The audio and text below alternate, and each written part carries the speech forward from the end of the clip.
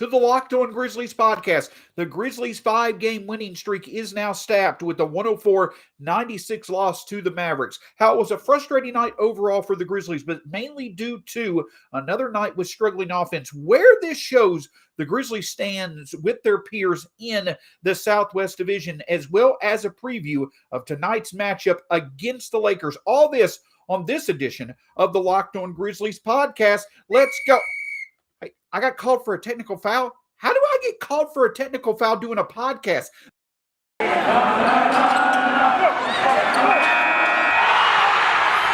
are Locked On Grizzlies, your daily Memphis Grizzlies podcast. Part of the Locked On Podcast Network, your team every day.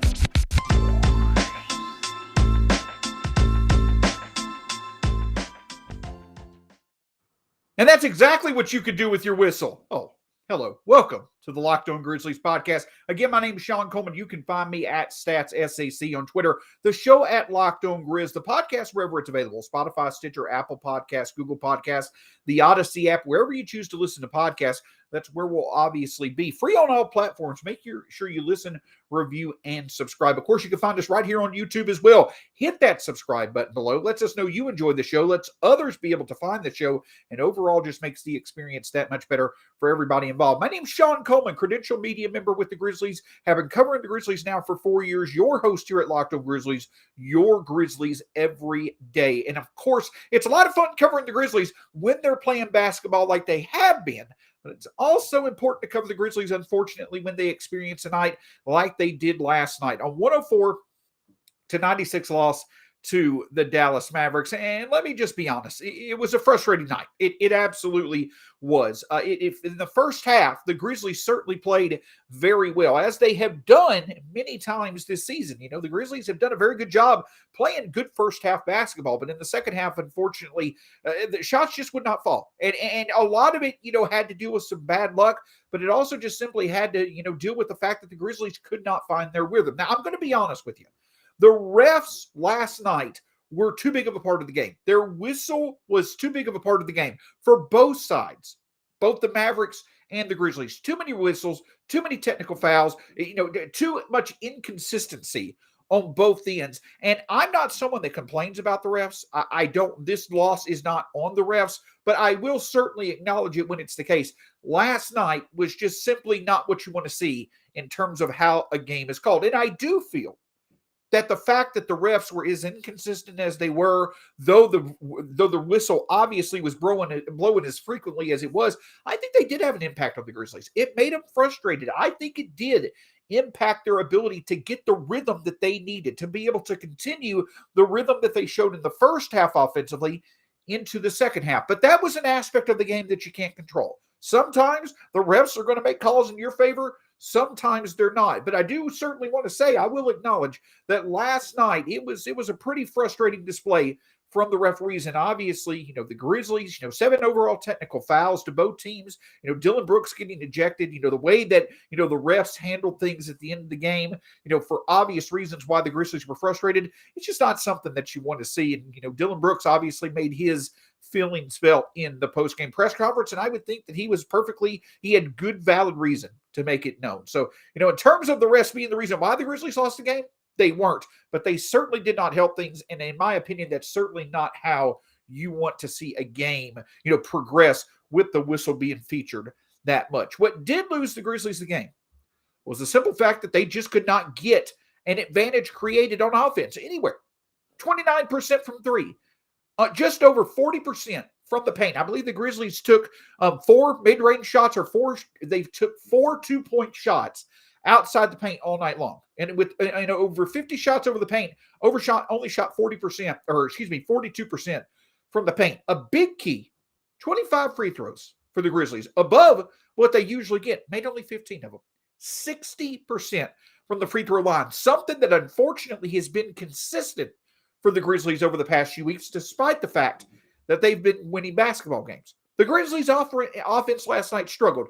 They could not create an advantage when they needed to, because let's be honest, when it was announced that Luka Doncic was going to be stepping on the court for the Mavericks last night, I feel that put the game in the Mavericks' favor. The Mavericks were clearly going to have the best player on the court last night in Luka Doncic, and he played like it once again in the fourth quarter. That's become a trend of Luka versus the Grizzlies. Typically within the first three quarters, and I think a lot of it has to do with how well Dillon Brooks does guard Luka Doncic.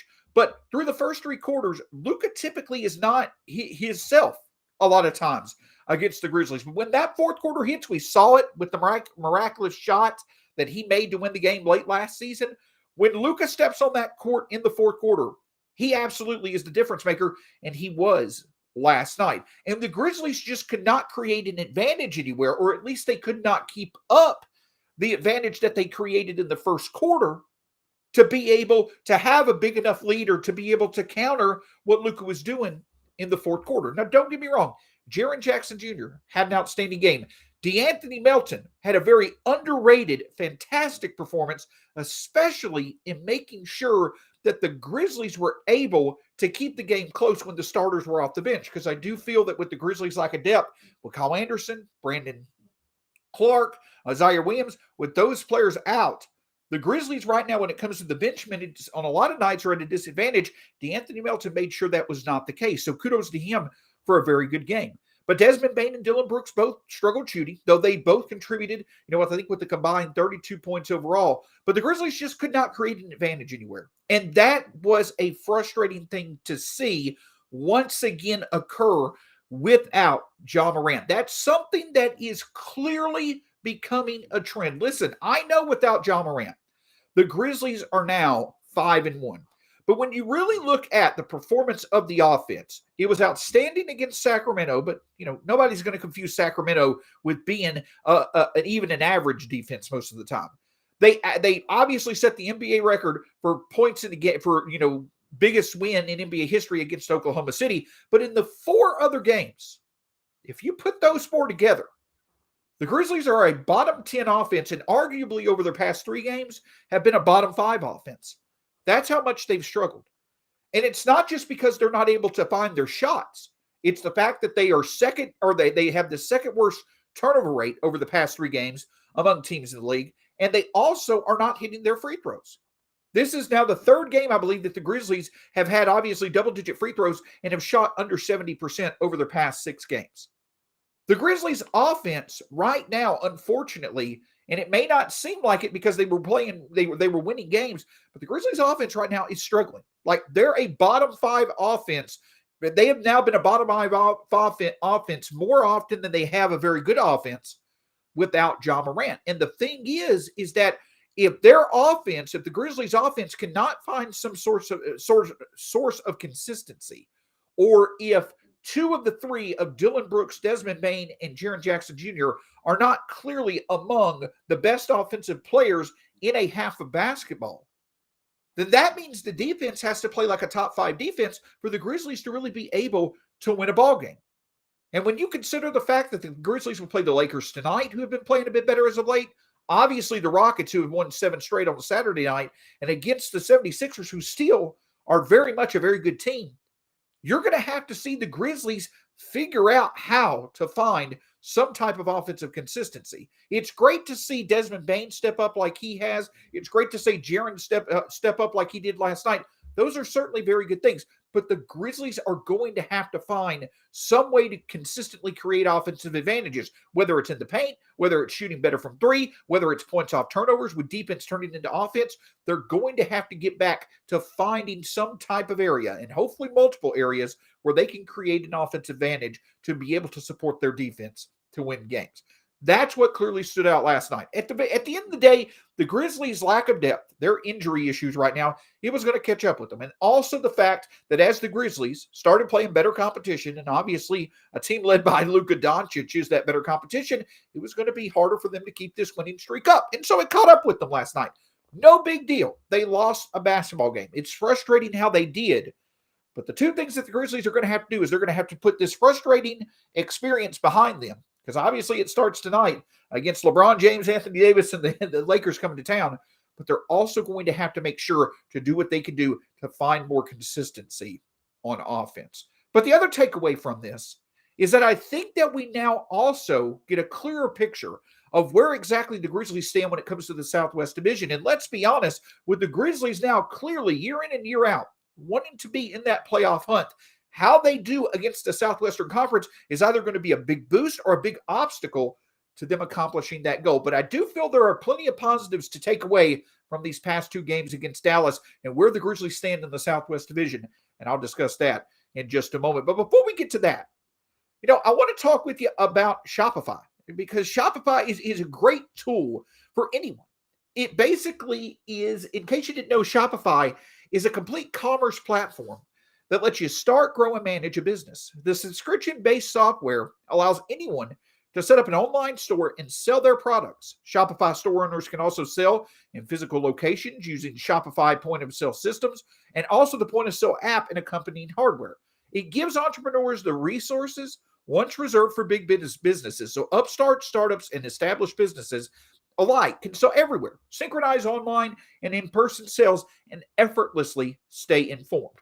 Go to shopify.com/LockedOnNBA, all lowercase, to get a free 14-day trial and get full access to Shopify's entire suite of features. Grow your business with Shopify today. Go to shopify.com/LockedOnNBA right now. Shopify.com/LockedOnNBA. I also want to tell you about Stance. Stance was founded in 2009, and Stance Apparel represents a radical reinvention of socks, underwear, and active apparel.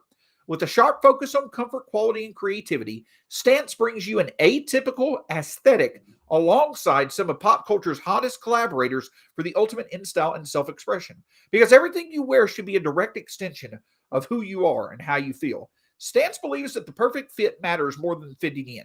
That those who feel good do good. Go see for yourself. Register for an account at stance.com and get 15% off your first purchase. Use the promo code LOCKOUT at checkout to apply. Enjoy the color and comfort of a life less ordinary with Stance. Thing I can certainly tell you is again, while it is more fun to talk about the Grizzlies after a win versus a loss, we always want to talk about the things that really stand out, the trends that stand out when it comes to the Grizzlies. And yes, we've talked about their inconsistencies this year. Yes, we've talked about their struggles on defense, but also the individual positives of the growth in the games of John Morant, Jaren Jackson Jr., Desmond Bane, the importance of Dylan Brooks once again, obviously. Tyus Jones trending toward a career year after another solid performance last night. But another thing that I think we also were waiting to see is further proof of where exactly this Grizzlies team truly stands among, the Western Conference in general, and especially in the Southwest Division. Because so far coming into, last Saturday night's game against the Dallas Mavericks, the Grizzlies had only had two games against the Southwest Division. They had one where they blew out the Houston Rockets, and then, of course, we went to our house of horrors in New Orleans to face the Pelicans and couldn't, against a one-win Pelicans team, couldn't get a win. But the thing about it is that when it comes to the Grizzlies, I certainly think that their past two games against the Mavericks has really shown that the Grizzlies are right there with the Mavericks to be at the top of the Southwest Division right now. I truly do feel that is the case. Now, I want to acknowledge that the standard in the Southwest Division right now is Luka Doncic and the Dallas Mavericks. And I put emphasis on Luka Doncic being mentioned first. Because at the end of the day, I feel that you can make an argument all day long. The Grizzlies are a more well-constructed, balanced, deeper roster right now than the Dallas Mavericks are. And that between the two rosters, John Morant clearly is the second best player. And I think you can make an argument that Jaren Jackson Jr. has the potential to be the third best player. But at the end of the day, the Dallas Mavericks have Luka Doncic, who not only is the best player between these two rosters, but also is arguably, in my opinion, is the top player under 25 in the league, and arguably year in and year out is a top 5 player in the entire NBA right now. Having that typically is going to make an NBA team better than most of their teams, and I do feel that's why Dallas could potentially still have a higher ceiling as time goes on than the Grizzlies, because they have a top 5 player in Luka Doncic. But the other key thing is that while Dallas' ceiling is theoretically higher because they have the best player among the two rosters who also happens to have the potential of being a top 5 player for any given stretch of time, in the NBA, is that I feel with Dallas, while they may have a higher ceiling, they also have a lower floor. Because if Luka in any way, shape, or form is limited, or Luka misses, or whatever have you, then the flaws of the Dallas Mavericks certainly come to light. We saw that on Saturday night with the fact that the Grizzlies played a pretty awful game, but still were able to find a way to win because Dallas could not take advantage of it. Without Kristaps Porzingis and Luka Doncic, Dallas probably is a lottery-level team. And that's nothing against them. It's just the absolute truth. When you take away your two best players, I'm sure many teams are going to look like a lottery-level team. But the point that I'm trying to make is that while Dallas may theoretically have a higher ceiling with Luka involved, and I think that that's a very logical statement that in no way should insult the Grizzlies, I also feel that they have a lower floor. And the reason why is because, again, the Grizzlies have a more well-constructed, balanced, and deeper roster. But besides me thinking that Dallas may have a higher ceiling because Luka is on their team, I also feel that there are some factors that could make Memphis actually have a brighter future, even if the Mavericks theoretically keep that truth about them, that theoretically they could have the higher ceiling if Luka is healthy. I do think that the Grizzlies can continue to stay at their level because the Grizzlies have other things going for them that Dallas simply doesn't, that is going to play into the Grizzlies' favor over the next few years. For one, the Grizzlies have assets, which Dallas does not. The Grizzlies are going to have a much more logical, many more avenues. They're going to have a much easier way of creating the opportunity to get assets to make this team better, to make this young core better over time than Dallas will. Due to cap flexibility, due to draft picks, due to a creative front office that is in synchronization with the coaching staff and the roster. You obviously see that that's not the case, or at least it was not the case this summer, though Dallas is hoping this new regime that's in place certainly will work out. You certainly know that Dallas's front office is nowhere near as in harmony or is in, unity as the Grizzlies setup is because of all the turmoil that Dallas went through this offseason. And the other thing about it is that the Grizzlies also have shown a key ability to not only draft good talents, but also develop them. And it's not just developing these talents into what people expected for them to be. It's the ability to have, in a quick time frame, not only help these young talents reach the level many expected for them to be, though it's been faster than many expected. But think about it. In the case of Desmond Bane, in the case of Dillon Brooks, in the case of DeAnthony Melton, the Grizzlies are helping these players be more than many thought they would be. And it certainly made the difference. And you're seeing that difference with the fact that the Grizzlies can still remain successful without clearly their best player in Ja Morant. And finally, the thing that also stands out to me is that you have a balance with the Grizzlies when it comes to their defensive potential that you don't have right now with Dallas. And without assets and without cap flexibility, Dallas can only hope that something clicks with what they currently have on their roster, and eventually they can work it out on defense. And at times they can. They did it last night. But for the Grizzlies, they legitimately have good levels of defensive talent. Again, as I mentioned, when Dillon Brooks and Jaren Jackson Jr. are on the court, the Grizzlies can play among the best half-court defenses in the league. Forgive me. Evidently, my hoodie is making me itch a little bit. But just like I mentioned right now, the Grizzlies have that itch. They have that consistent desire to play defense because they know they have the capability of playing defense at a high level. And that's something that even the coach of the Mavericks admitted they don't have the ability to do. Though, take that for what it's worth.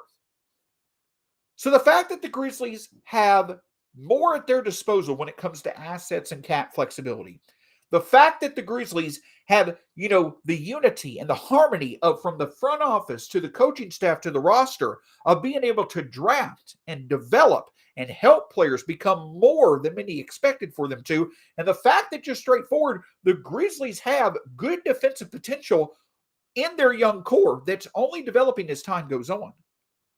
I feel those factors certainly can allow for the Grizzlies to stay on pace with the Dallas Mavericks over the next few years. Again, Dallas may have the higher ceiling with Luka. I don't think that that's a far fetched thing to say at all. But the Grizzlies not only are there with them right now, I think the Grizzlies certainly could win the division this year. Not only are the Grizzlies right there with the Dallas Mavericks right now, but you obviously see the Grizzlies have significantly more potential to be able to get better as time goes on than the Mavericks do. So yes, the Mavericks are still the standard in the Southwest Division because they have Luka Doncic. But when you're looking at the rest of the Southwestern Division, when you're looking at the Rockets, who, certainly are on the up and coming, they're still a few years away probably from being truly in the playoff conversation. I'm not necessarily concerned about the Pelicans and the Spurs. Both of them have a long way to go, especially if Zion is not going to be what many thought he would be. Right now, the Southwest Division is coming down to two teams, the Mavericks and the Grizzlies. The Mavericks have Luka Doncic, and for that reason, they should still be considered the favorite. They should still be considered the standard in the division, especially with the fact how the last 2 years have gone. But you also can say with confidence that the Grizzlies clearly are right there with them right now. With how the last 2 games have gone, even without a few of the Grizzlies, main rotation guys, and obviously the best player in John Morant.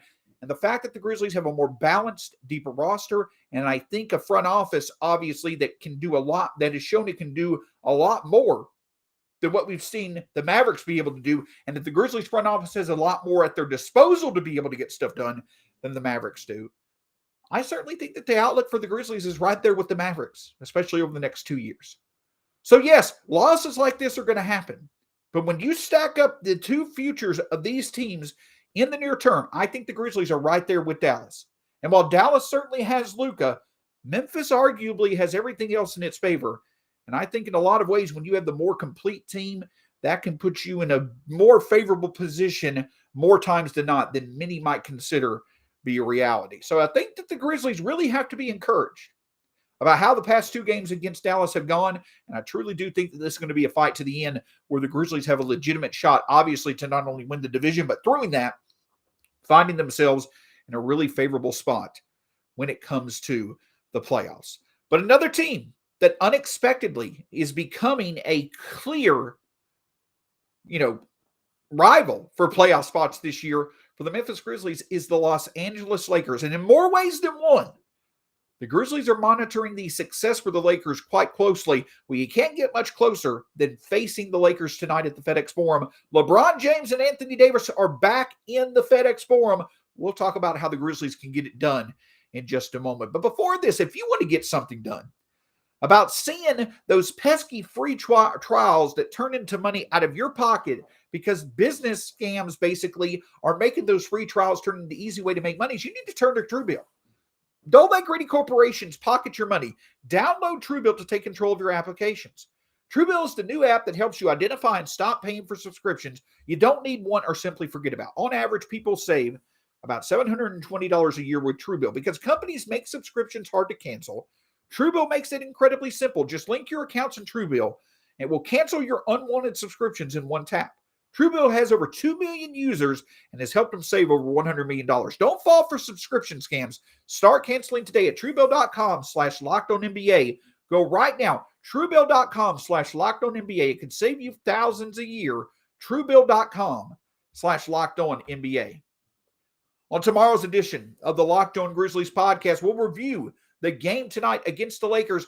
Talk about, obviously, what is going to be an incredible weekend for the Memphis Grizzlies as they retire the jersey of Zach Randolph. Also, a little bit of a bit of review on 50 for the City, Zach Randolph's tribute. You can find it on YouTube now. I've watched it, and obviously will offer my review tomorrow. Just how special, obviously, he's been to Memphis, and how awesome it is that Memphis is certainly honoring him with this distinction. Plus, looking at a game preview that's going to be a much closer game than many may have thought with the Houston Rockets in town and how well they're playing. All that on tomorrow's edition of the Locked On Grizzlies podcast. So the Los Angeles Lakers are coming back to the FedEx Forum. And if you recall last year, the Los Angeles Lakers came to the FedEx Forum a few days after the start of the new year. It was Marc Gasol. I believe it was Marc Gasol. Yes, it was Marc Gasol's return to Memphis for the first time since he had been traded away from the Grizzlies the year previously to the Toronto Raptors,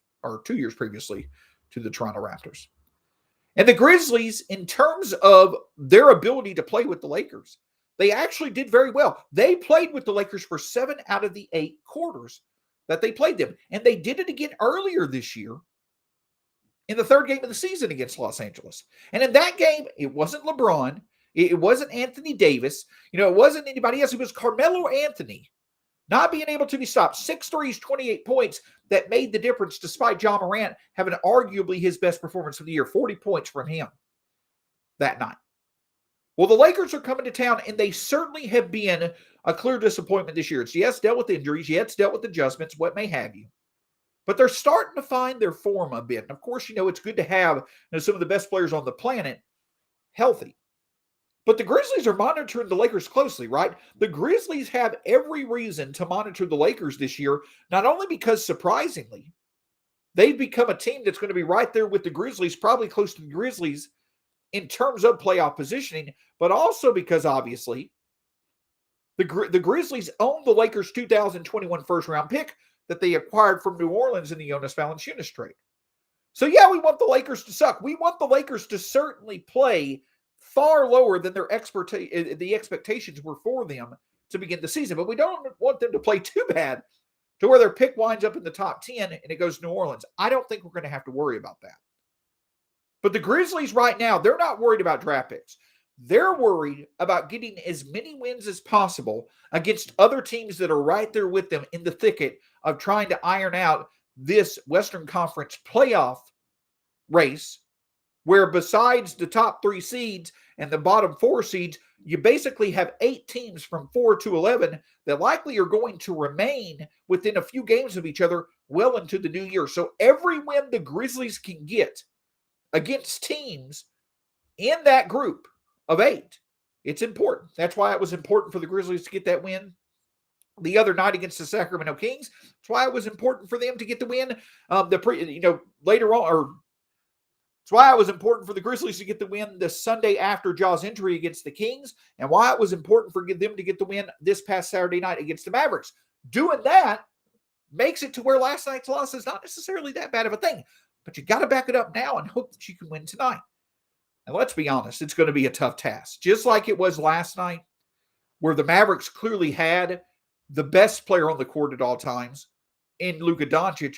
I think you can make a fair argument that if both Anthony Davis and LeBron James can play, and it's trending like they will, I think you can honestly say the Lakers are going to have the 2 best players on the court. That's what goes along with having Hall of Fame all-time talents like Anthony Davis and LeBron James on the same team. But the Lakers certainly are a defense right now. If you look at the defense of the Lakers versus the defense of the Grizzlies, I think you can honestly say the Grizzlies are playing better defense. So that's something that's in their favors. But if the Grizzlies are going to be behind the 8 ball, the Grizzlies are clearly going to be the less talented roster on the court tomorrow night. The way they make up for it is creating advantages on the margins. And those areas of advantages are things that can play to the Grizzlies' strengths. For one, the Lakers are 28th in the NBA this year in terms of turnovers committed per game.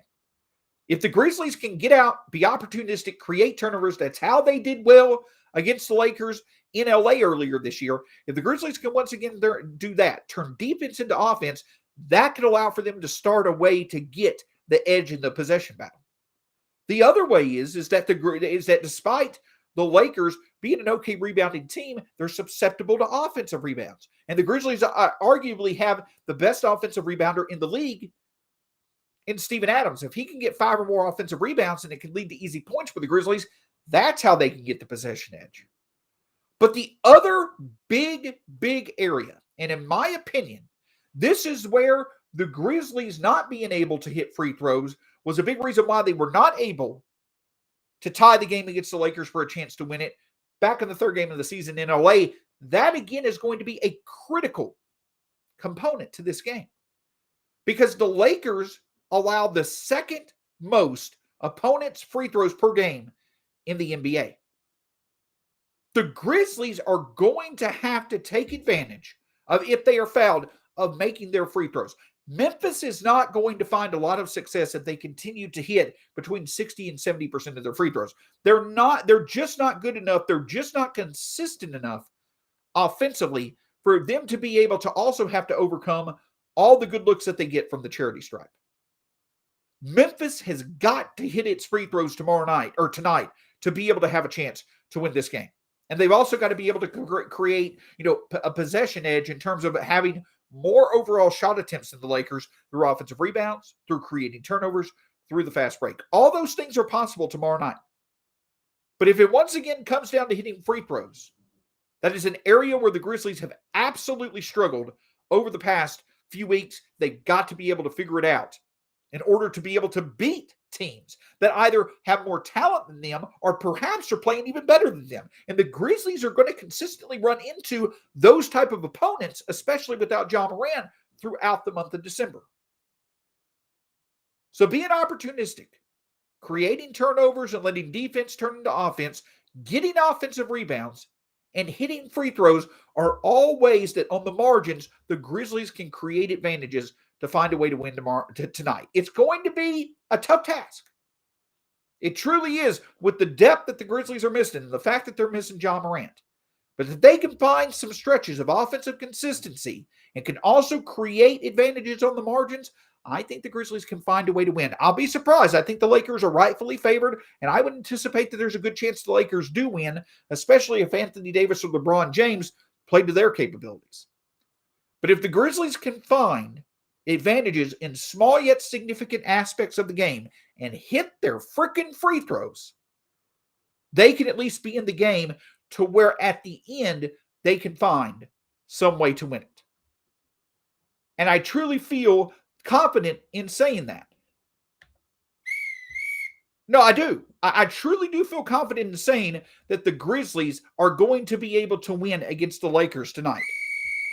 You can keep blowing the whistle all you want to. I truly feel that's the case. It's simply going to have to take the Grizzlies playing better basketball than they have over the past 3 games and making the most of the opportunity of creating advantages by utilizing the strengths of their roster. It's going to be fun to see, always fun to see when LeBron comes to Memphis, when Anthony Davis comes to Memphis. And if the Grizzlies can figure out some way to get the victory tonight, it obviously will put this frustrating loss against the Mavs in the rearview mirror and give the Grizzlies every reason to look forward to Zach Randolph jersey retirement night this weekend. Can't thank you enough for listening to Locked On Grizzlies. You can find me at StatsSAC, the show on Twitter at Locked On Grizz, right here on YouTube. Hit that subscribe button below. My name's Shawn Coleman. It's a pleasure to be with you as always.